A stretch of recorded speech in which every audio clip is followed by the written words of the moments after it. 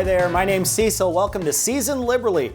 Today we're going to be making chicken strips. And really, one of the reasons why I'm going to teach you how to do this today is because I want to talk about three-stage breading and how awesome it is and how customizable it is. In the United States right now, it's big game time. It's NFL playoffs, basketball just started up, hockey just started up. So you might be sitting in front of your TV. Maybe you want to have a little chicken strips because you can't go to the restaurant and have it. We're going to teach you how to make it here today, so I hope you stick around.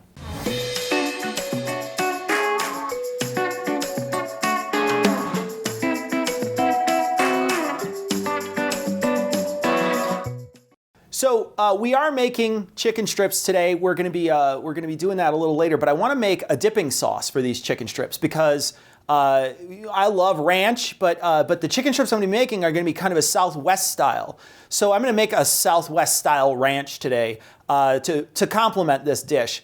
The ranch dressing, you could if you wanted to, and this is perfectly up to you. You could, if you wanted to, go get one of those little packets of ranch. Follow the directions on the back. I would substitute buttermilk for milk, and you know, it's going to be a perfectly serviceable dip. Add a couple of tablespoons of adobo sauce that you would get in Chipotle, and mix it together, and you'll have a wonderful, very, very quick version of this. But if you want to take the time and make a ranch from scratch, we're going to be doing that right now. We're going to be making a Southwest ranch right now. So the ranch dressing itself is relatively easy to make. I have most of the ingredients right here. What we're going to be doing is we're going to be taking a ½ cup of mayonnaise. I have 6 tablespoons of sour cream. This is 1/2 cup of buttermilk. And what I'm going to do right now is I'm going to just mix this as best I can before I start adding all of my, my onions, garlic, or aromatics. I'm just going to try to whisk this because if I wait until all that stuff is in there, I might not get it as smooth as I like. So I like to try to whisk this early. Now we're going to add a couple of other things here. We're going to add the juice of 1 lime. This is about 2 tablespoons of juice. I'm going to mix this right in here. I'm also going to add just about a teaspoon of honey. I'm not going to add a ton, just a little bit.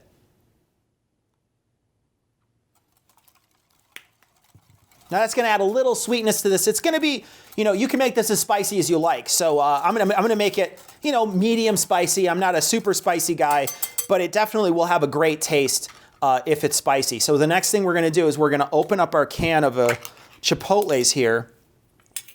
And inside this is this adobo. And so I'm going to take about a tablespoon and then another tablespoon here. There's actual peppers in here that you could grind up, but I don't need that right now. I'm just taking a couple tablespoons of this adobo seasoning. So now once the adobo's in there, it's going to give it that sort of traditional color, that little bit of reddish hue to it. All right, so now I'm going to add all of my aromatics. I have a shallot that I minced. I'm going to put that in here. I'm going to put in a tablespoon of each of these. A tablespoon of parsley, tablespoon of cilantro, and a tablespoon of minced tops of green onion. Now, you can, if you want, use chives for that. That's perfectly fine. I'm using green onion for this. I also have 1 clove of garlic that I minced very fine. I'm going to put that in here too. And then we are going to give this a stir, and it should be mostly ready. We might have to salt and pepper it.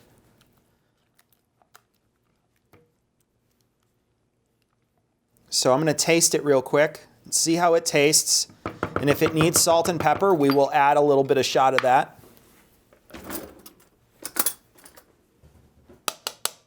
So as this sits in the fridge, it's going to mellow. All the flavors are going to sort of combine and they're going to mix. I'm going to worry about the salt content right now, but when I taste it now, it is going to taste different than it will taste later, but the salt content shouldn't change. It definitely needs a little salt.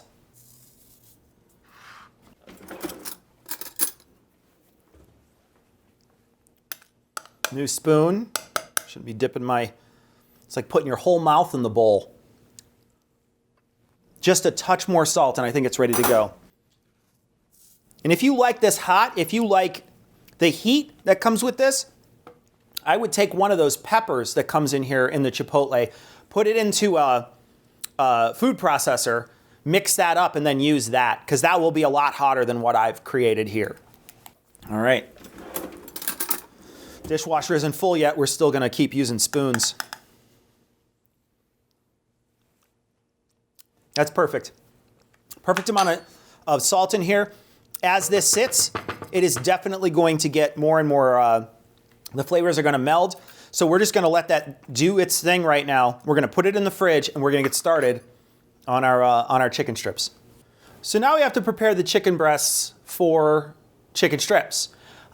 You can use, if you want, boneless, skinless thighs for this. And in fact, boneless, skinless thighs are actually really forgiving. They just don't make a good strip. The way the meat is on there, it's actually hard to make a good strip out of it. And we want some nice robust strips. So we're going to be using chicken breast. I have here boneless, skinless breast. You could, of course, buy skin on, bone in, and bone it yourself. But what we need to do is we need to cut these into strips and we're going to butcher them first. So now a lot of these will come with a little bit of connective tissue in here. We're going to try to pull this connective tissue out of each one of these breasts first, because what we don't want is somebody to bite into it and bite into a big piece of sort of unedible gristle. That's really unpleasant. And that's what you get when you buy those frozen ones in the bag. They're essentially just this nasty little gristly thing surrounded by, 3 inches of breading. We're going to try to avoid that. We're going to try to make sure that these are as delicious as possible. So we're going to pull that out of there.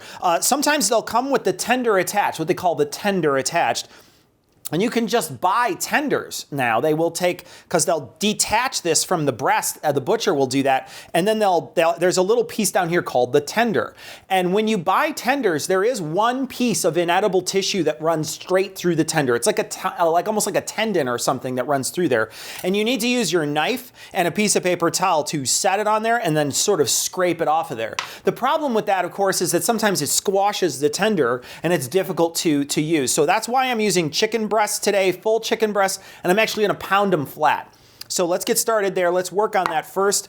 I'm going to actually cut out this little piece, and I'm just going to try to notch out a little bit of this because I don't want to have this in my final chicken strip, but I also don't want to cut away too much breast because it's good meat. So I am just trying to cut the littlest bit of this away while not removing so much of the flesh.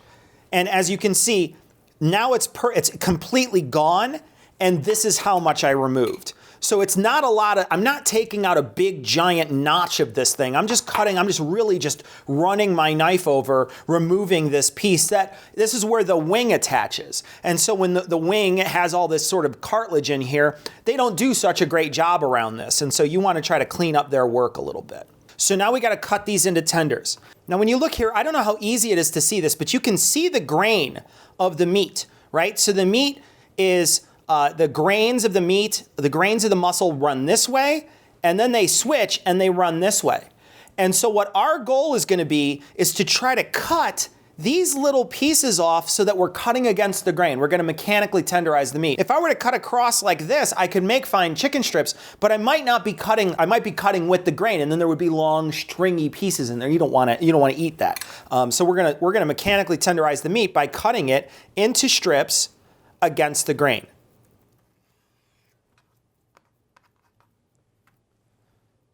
Now this is about maybe a 3/8 inch strip that I'm cutting off of this. And you're essentially cutting straight down the breast.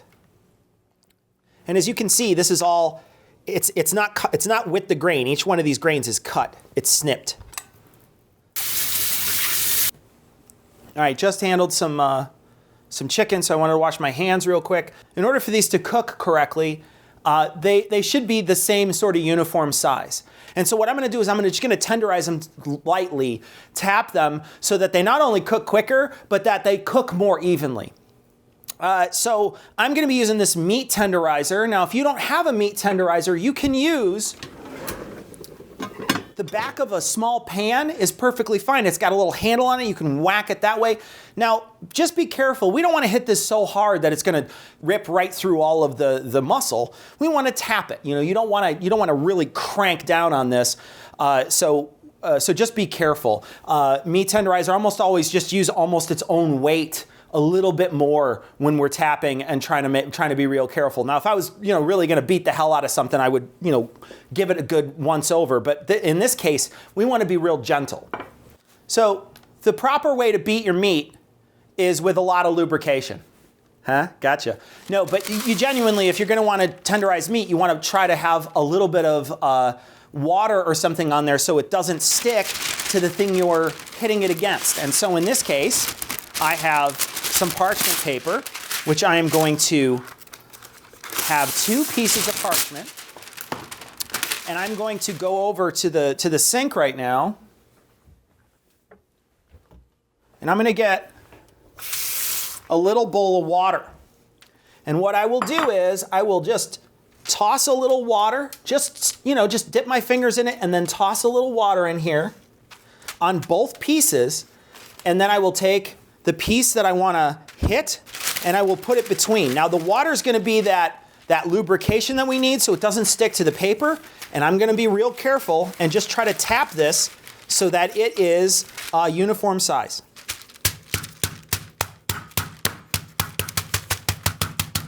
And as you can tell, it doesn't take much, and it's perfectly uniform now, and that's what I want. This is sort of the thickness I want, which is about 1/4 inch. So as you can tell, they're about, maybe a 1/2 inch before. Now they're about 1/4 inch, and this is absolutely sort of exactly what we're looking for. This is going to cook quickly, and it's going to cook uniformly.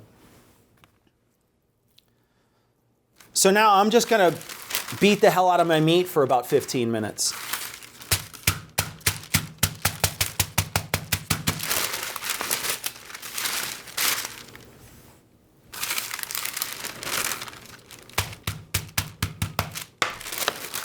So as you can see, this is starting to stick. I don't know if you can see this, it's starting to stick here. So what I'm going to do is I'm just going to dip in again, sprinkle a little more water. As it starts to stick on you, it's okay if you use a little water in there just to make sure it's not doing that. So when we 3-stage bread, I want to try to season all the components. I'm going to season, I'll tell you how to 3-stage bread in a second, but I'm going to season each one of those components as well as the chicken underneath. I don't want any of the pieces to be bland. I want it to all be flavorful. So what I'm going to do is I'm going to just take some salt and sprinkle it over the top of each one of these. And I'm going to hit it with some pepper. And now I'm going to turn them over. And I'm going to hit the other side. 3-stage breading means that you take a flour-like consistency substance, dip the thing you're breading into that, then you move it over to an egg-like consistency substance, and then you move it over to a crunchy breadcrumb-like substance. And those are the 3 stages of breading. Now, the best part about this is how customizable it is. 3-stage breading means find a flour-like thing. And that flour-like thing really should be coarsely, very, very finely ground. So if you wanted to use finely ground wheat flour, I'm going to be using cornstarch today. You can use regular flour. There's plenty of different types of rye flour, plenty of different types of flours out there. Anything that has a flour-like consistency, you can use. And then the next step is you're gonna dip it into egg-like consistency. So that can be heavy cream, it can be eggs mixed with, what I'm gonna do today is eggs and buttermilk, but you can mix it with other stuff. But I like to use something flavorful. And so, and also just straight eggs works too. So you could just use eggs. I'm gonna be doing that today with buttermilk and eggs. And then finally, for the breadcrumb-like consistency, you can use almond flour that's coarsely ground. You can use crushed up crackers, any kind of breadcrumbs that you like, panko breadcrumbs, fresh breadcrumbs. You can even get the ones that they sell in the supermarket that are in those like weird cans that taste like sawdust. You could use those if you wanted. There's all different kinds of breadcrumb-like substances that you can use. I'm actually going to be using corn chips today, and I'm gonna be food processing these down into a sort of cracker-like, a breadcrumb-like consistency. So those are going to be the three things I'm using. But the best part about this is you can do whatever you want. You can use whatever you like, and it should turn out just fine. So we're going to get started. We're gonna do our three different stages in three different bowls. And so the first bowl is cornstarch. Cornstarch is a great thing to coat in to fry. It's really got a very neutral flavor, and it coats really, really well. So now the one problem, of course, with cornstarch is that it will shoot all over. So be very careful if you're using it. So the cornstarch, I am going to hit it with salt and pepper. I want each component of this to taste good, so I'm going to hit each one with salt and pepper. Now, if I need a little more later, I'll use a little more. I try not to fill the bowl up too much, though, because I don't want to throw out a bunch of cornstarch if I can avoid it. Next component is the egg-like stage. And so I'm going to be using 2 eggs and a little bit of buttermilk, and I'll be eyeballing it to see how much I need. Buttermilk has similar consistency to beaten eggs, so adding more of that's not going to be a big deal. I'm going to just whisk these really quickly. And now what I'm going to do is add a nice pull off this buttermilk.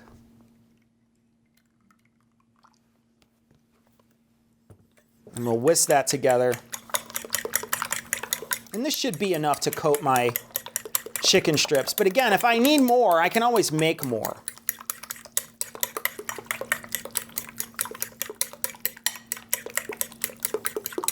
And now we are going to hit this again with salt and with pepper. So 2 stages are done. Now we go for our 3rd stage. And that's corn chips.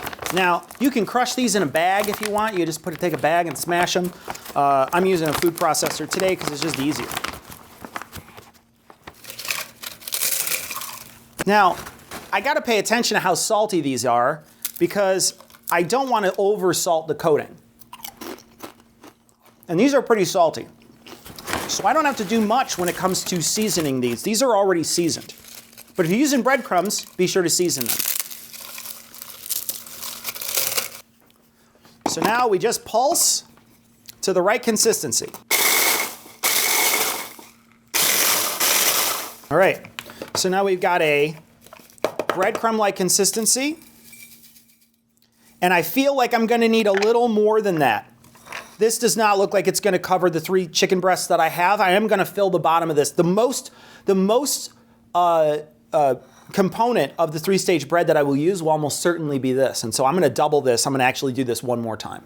All right, so how this works is we dip our chicken into our flour-like substance, in this case cornstarch, then into our egg-like substance, eggs and buttermilk, and then into our breadcrumb-like substance, which is corn chips. And then we set it onto our finished area over here, and then we will fry these up. So the trick to this is either use a pair of tongs if you don't want to get your hands dirty, or have a wet hand and a dry hand. That's the key. If you don't, you're going to wind up with a club hand full of 3-stage breading. You're just going to be covered in it. So you want to make sure you have a wet and a dry hand.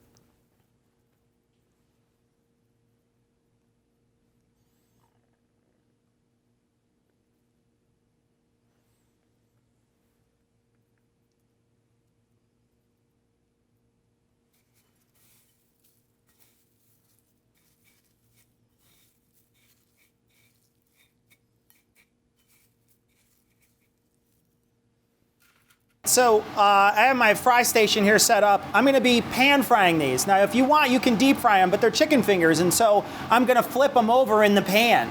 So you don't need to deep fry them. I don't feel like I need to waste a bunch of oil just to pan fry some of these. So I'm going to use peanut oil, use any kind of neutral oil that has a high smoke point. It's perfectly fine.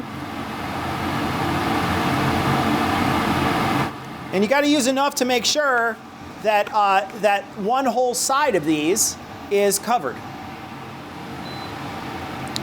So I'm gonna get this oil ripping hot, and then once it's nice and hot, I'm gonna start working.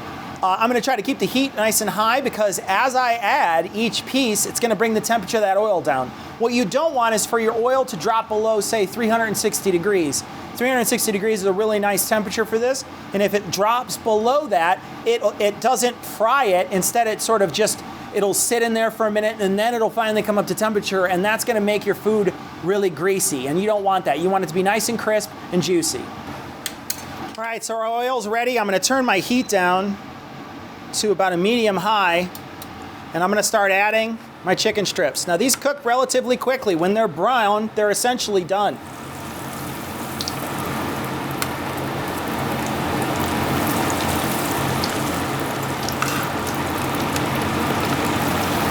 You do not want to overcrowd your pan. You want to make sure that there's plenty of space for these to move around, and that they're not going to stick to the bottom, and that they're not going to stick to each other.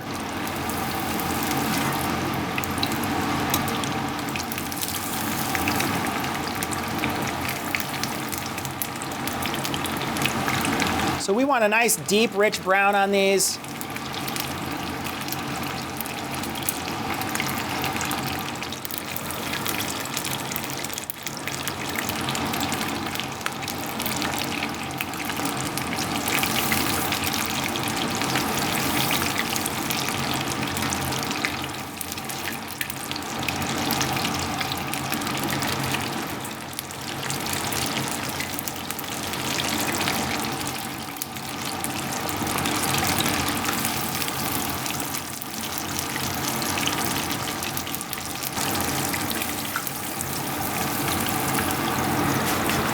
So now I will caution you from using paper towels as a way to sort of get the grease off of these. If you do it right at the right temperature, they won't be greasy, and any of the excess grease will drip through a grate. I would say do that over paper towels. If you let it sit on paper towels, anything that's breaded will sometimes get a little, it'll lose its crunch. And so I would suggest using a grate with a sheet pan. All right, moment of truth. I have all my chicken strips here, and clearly you can make less than this. You know, if you wanted to just make 1 or 2 chicken breasts, that's plenty for a single person. 1 chicken breast is plenty of chicken strips. But I made a bunch today because it's game day. So I figure I'm gonna have some now, maybe have some later. These are very crispy. I don't know if you can hear that, but they are super crispy. I'm gonna break into this one here. Perfectly done, as you can see. It's nice and juicy inside of here. So it's got this, you could just see how juicy it is. I'm gonna dip it into this dipping sauce we made.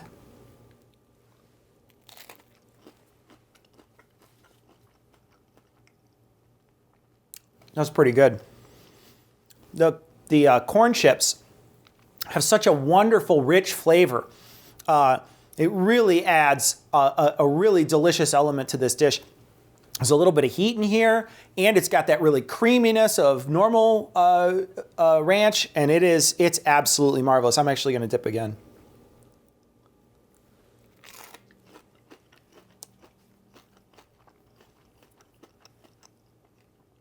The chicken is cooked perfectly underneath. Every layer is seasoned. It's really, really good. I hope you try this out. I hope you experiment, play with 3-stage breading. There's lots of great stuff that you can do. There's really interesting, fun stuff that you can play with here. So I hope you do that. And if you like this video, please let me know in the comments below. Like and subscribe, hit that little bell. My upload schedule isn't set. I don't have a specific day that I upload. So hitting that bell is really important. That lets you know when I upload something. I don't upload on a week. This is sort of a side project for me, so I do it when I have time. And so sometimes I might not do it for a couple weeks. And so if you hit that little bell down below, you'll know every time I upload. Thank you so much for watching, and please like and share. Thanks so much.